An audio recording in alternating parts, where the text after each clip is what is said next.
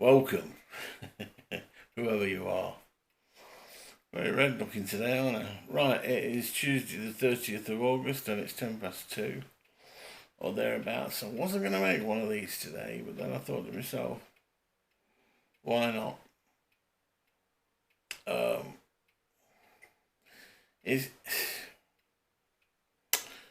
Since I've stopped working, I've thought I'd have, and I have got loads of shit to do that I created basically for myself. And I thought I'd go back in time to a time where I didn't, that I enjoyed, sheet metalworking basically, and a bit of welding and a bit of fabricating and stuff like that. And since I have packed to work, I have done a fair amount of it, but albeit when it suits me.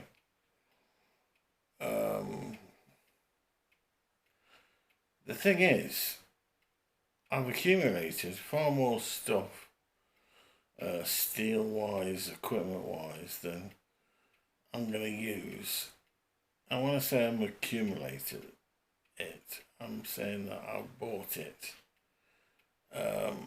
So it's there to be used should I need it for anything. The problem is, the outside the back kitchen there looks like a scrapyard essentially. You made a little bit of a compound with a couple of end bits and raised it off the ground, two 8x4 sheets of, so you've got like a 16-foot long steel lidded little coverall, if you like. Put a few pallets, 2-3 pallets on the base, on the floor, and chuck the steel on top of that as and when I got it. And every time I saw a bit of steel for sale in Gumtree or something like that, I would mosey along and chuck it in the back of the van and bring it back and unload it. And there I've got some steel to either make shit with or to just practice on or just meander around the house. I live in an area called Ratcliffe, and it's an absolutely fabulous area. It's part of a little sub-area of Ratcliffe called the Harlequin. And everybody knows everybody. So although I stand about 50 feet off the highway, it's not a highway, it's a little estate road. Put it this way, if two cars parked opposite each other, you wouldn't get a car in between them. You got to stagger your cars, that kind of thing. Not an issue really for me. It is because people park outside the house. So, when people do visit me, instead of pulling on the drive, they park outside the house now, because it will ruin your day trying to get in and out of your place if you can't, because somebody who you don't know has taken up the manoeuvring space in front of your place. But that's means I don't go out in the bloody car very often. I mean, I haven't been out in the car now for 6 weeks, so it's just been stood there. I got one of these little Volkswagen, it's a Volkswagen Caddy Maxi. It's all been tricked out with ramps and things. Says I can put one of these electric scooters in the back, and that will give me my legs should I go, which was happening a whole lot more when I got Jarvis. Now I've sent Jarvis to High Street. He's now living with people more his own age. Claire and Ned and Matt. And, it's giving them a bit of responsibility, and they love having him, because he does breathe life into a place. I've noticed since he's not here. I never thought I'd bloody say this because I hated him. The hair that he dropped, but you do miss him, he's like a little character. But he needs an awful lot of attention, and that I couldn't guarantee. Um, and that's not right, because dogs are wonderful creatures and they never ask for anything other than what you're prepared to give them. And if you don't give them that, they'll still have time for you, which is, unbelievable, really. God's gift to the world. Anyway, one of them.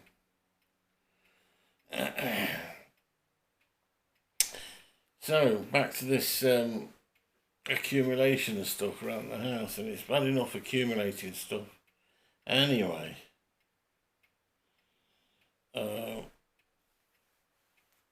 without having something additional to accumulate, which is what this is. Now, I keep thinking that, I've been trying to make a bed for all the frames made, the end panels made, the front panel. It would take about half a day to finish it. And that's, cutting 4 legs, putting end caps in, even painting it, welding bolts in and bolting it, or even not weld the whole lot together. But either way out, I haven't done it. And I'm not likely to do it, because the idea of doing it is somehow something I've got to do, not something that's complete.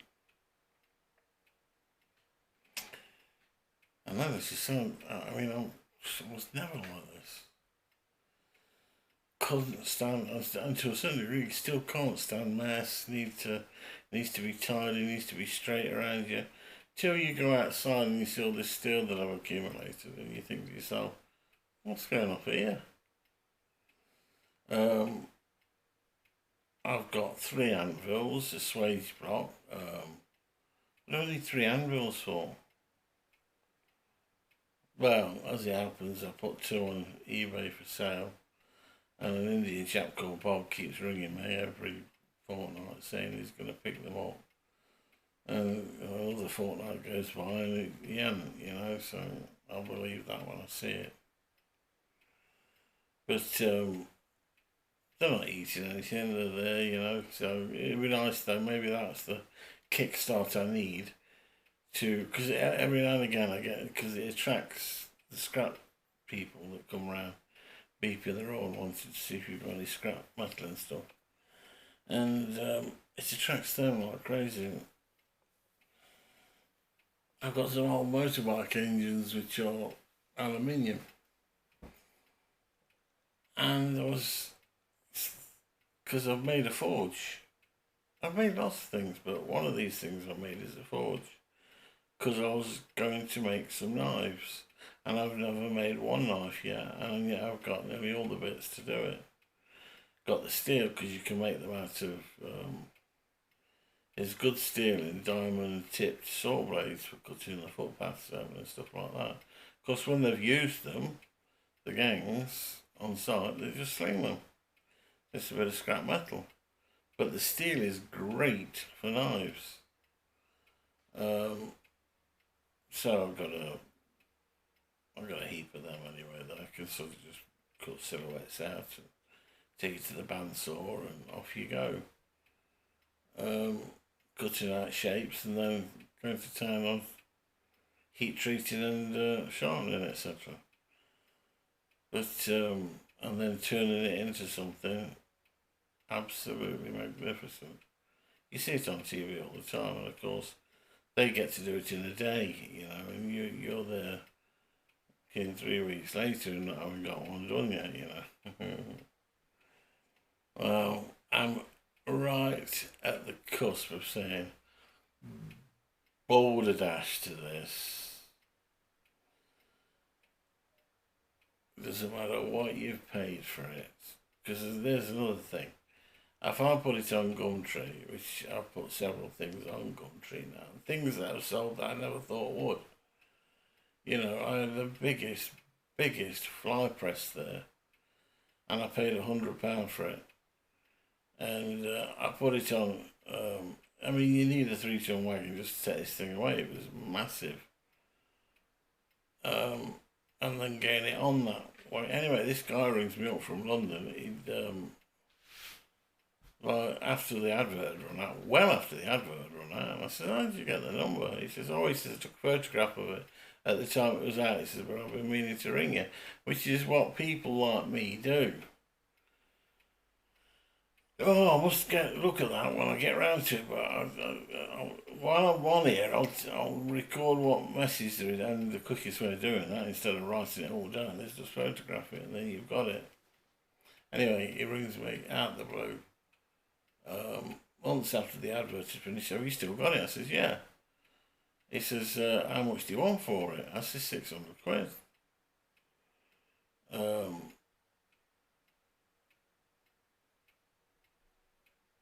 He says, oh, that's... I says, look, and they are. These things were made back in the 40s and the 30s, you know, whatever they were. If you was to try and buy them bloody things today, you couldn't afford the casting of them, you know. They're just magnificent. Old machinery is really, really state-of-the-art good. It's not state-of-the-art, but it's good. Reliably good. He didn't moan so much as it was like his bigger gripe was getting it down to him because he lived the other side of London. I thought, I'm not going down that line again because you take responsibility on yourself and then it's a nightmare.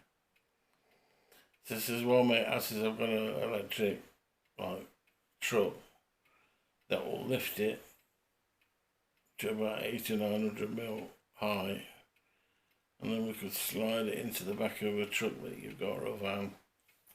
I said, I've got it back here, but the van I put it in the back of, as soon as it hit it, we loaded it, because he had a forklift, he loaded it on with the forklift, the guy bought it off. When it went into the back of the van, it went boom, oh, there's no steering on it, it was that bloody light on the front end, we had to push it right forward. And then, of course, you got the opposite of that when you get it back to the house, and where was you going to put it? And that was the only problem with it. It was like, where am I going to mount this now, you know? So I bought a special table for it, which is bloody perfect. But then it was getting the table in a place where I'd use it. And I thought to myself, you're not going to use it. Tell yourself the truth. Which is why it went up for sale. And I've got to do the same thing here. I've got to say to myself, David, this crap that's on the front of your drive now has got to go, man. It's preventing all sorts of things. It's like I've got a 3-foot guillotine. The day I bought it, I was thinking back to it. Of course, they're great when you're using them every day. But I've used it maybe once to see that it worked. And then covered it over with a outside motorbike cover because it's outside, and I've used it since, maybe twice, 2-3 times I've used it. You know, when I did it was a nice straight cut and all the rest of it. Nothing that I couldn't have done with snips or something like that, you know. And sometimes the steels, I mean, I've got some 1/2 inch thick steel there there's the guillotine is not cutting anything above 18 gauge, which is about 1 millimetre thick.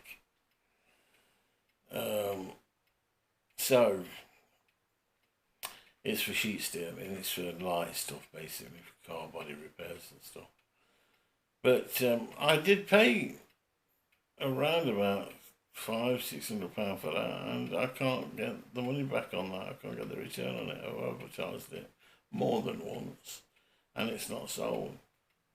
And because it's not eating up, because it's paid for, because it's by the fence there, I thought, well, leave it there, because when I do so, it's only going to be a pain to get it out, you know. But it'll only be a pain once, won't it?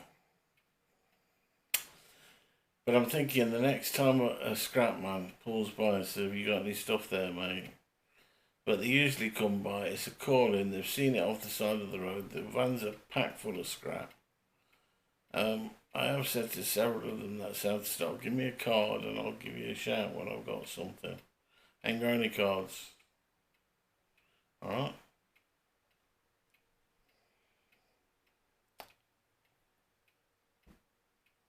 Up to you. He doesn't know, in fairness, what I was thinking. And what I was thinking was, as soon as I um, push myself to the point where I'm going to do something about this, I can ring the guy and say, look, come with an empty van tomorrow and take this bloody lot away and you can have it. Because when I've got fed up with something, I do shit like this, and it costs you a fortune, but it's already spent. It's not money. It's not new money. It's old money. It's gone. On the other hand, you could go and put an advert in Gumtree and say, "Steel for sale. Come and have a look. Anything takes your fancy, make me an offer." Could say that, couldn't I? Then I'd have 1,001 people around here, and I'd have to be on my best fucking behaviour whilst this thinking, oh, please. So, outside of segregating it all out, which I know there's got to be 30 odd pieces of box section, 40mm square box section under that canopy, and then there's the oodles of bits of thick, 10mm thick steel. It's great for practice welding, or repairs, or patches, or making something, making a bracket for something. Even down to the point of dismantling the thing itself, so that I've got a clear driveway. I bought something like 100 bits of 1-inch square box section. Might have been more. And when Joe made the carport for me here, I got some U pieces because we did scaffold legs, scaffold poles. And so we did some U pieces with the scaffold poles and stuck this box section high up in the air. So it's completely out of the way. It's not, that's not even affecting anybody's, access and egress. You can just leave that there. It's almost, but why would you? It's like 100 bits of steel at, 3 quid a meg. 300 quid in it. It's like got to be had. Just the anvil and the swage block and the stands are realising 900. So when you look out there, you think to yourself, all right, you're not getting the 200 quid back you paid for the, like I bought a saw. Why I did that? Because I wanted something that would cut 4-inch square. But I haven't got anything 4-inch square that requires a great deal of cutting. And if I did, it would be a one-off, so it doesn't justify buying a bandsaw, steel cutting saw. I've got an upright bandsaw for cutting wood, but you can put a, what do you call it on it? Something where it reduces the electric power that gets to it, and so therefore it slows the machine down, depending on what you set it at. So, because you don't need a bandsaw cutting steel at the same speed as you got it cutting wood. Your bandsaw will melt if it's at the same speed as wood cutting. It needs to be a lot slower. I've got a couple of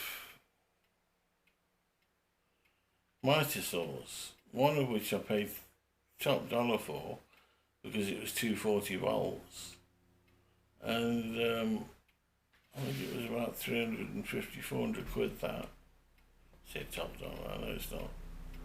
It's enough if you're retired. But then I saw one in Gumtree, the exact same model, only had a lot more use, and I paid 150 quid for it.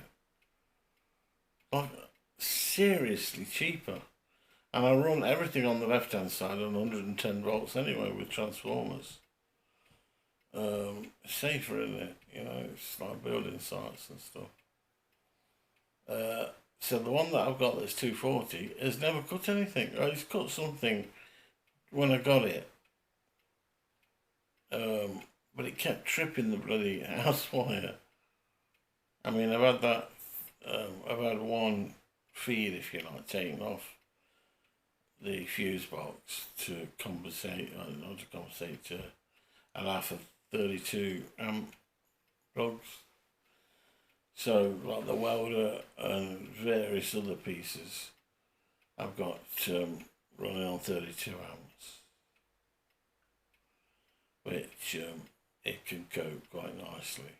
And I've got a wire going from that side, where the fuse box is, to this side. I had a 20-metre extension done and Jersey from it through the roof and brought it down that wall there.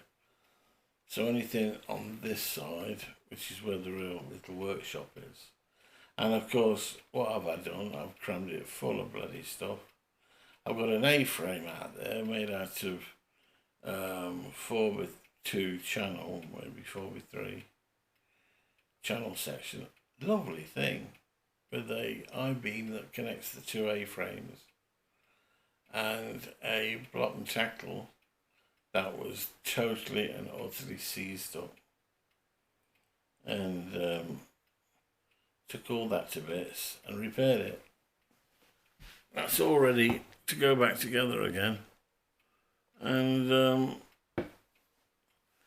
we've been talking for 22 minutes. Wow.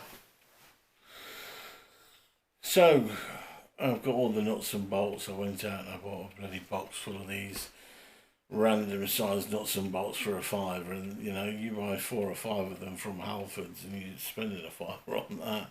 There's a huge box of these things, which is what you do when you do what I'm doing. So I need to straighten up that side, I need to straighten up that side, I need to straighten up the carport before it, I need to straighten up the outside on that side, because there's 2 garages that side that need straightening up. It's full of stuff.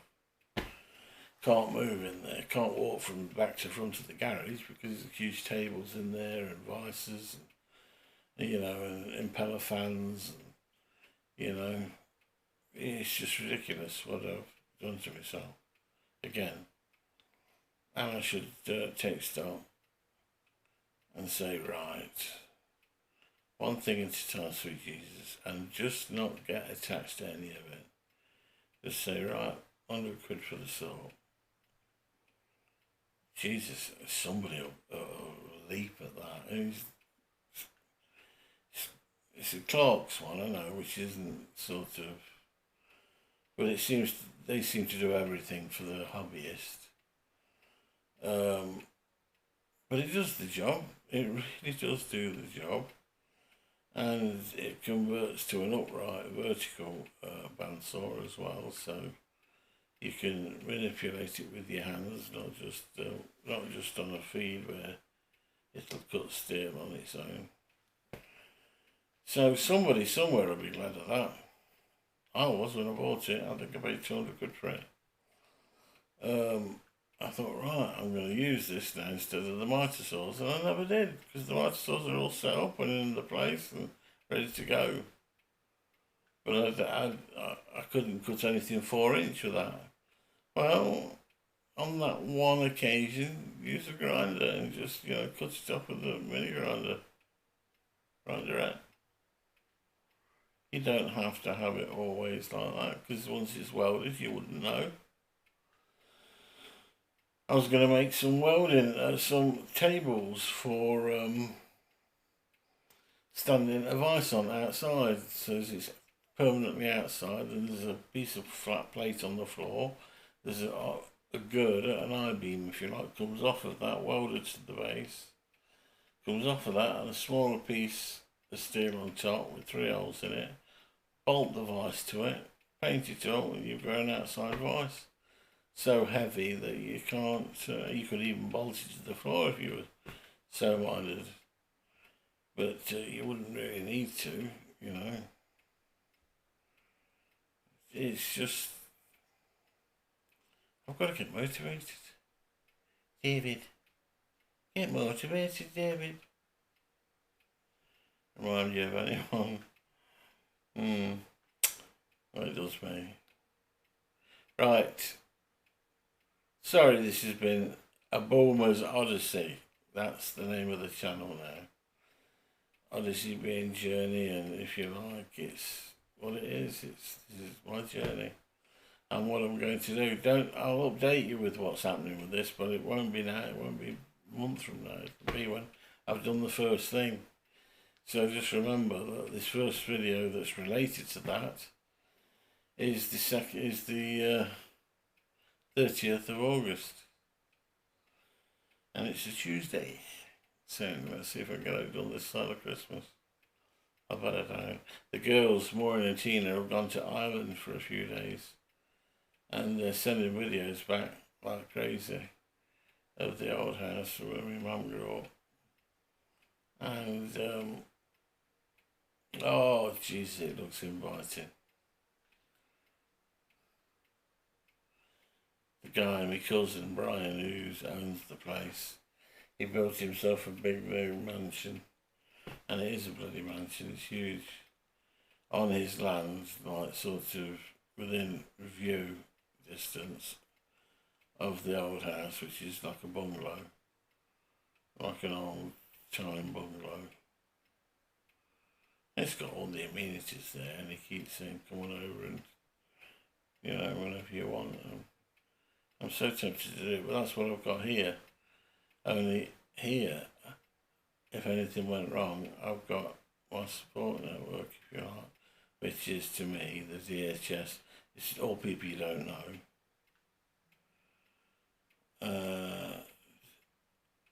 National Health. Says you need to go, and I'm feeling I can't catch my breath. I haven't told anyone yet, except this. But I was looking at the views this gets, and it gets very few. Maybe because I don't know how to get it out there outside of putting it on the channel. And really, like I said before, it is a diary for myself. Anyway, we're getting up to the 30 minutes. We're 27 minutes 56. So I've got a couple of minutes to say goodbye. Thank you for watching. I always feel better, funny enough, having done this. I highly recommend it to people of my age group that's living on their own, that's got jack shit to do with their time other than what they choose. It forces you to remember stuff that will bring a smile to your face. Some of it. With that, I'll bid you good day, and until the next time, TTFN, this is David, the Boomer's Odyssey, signing off.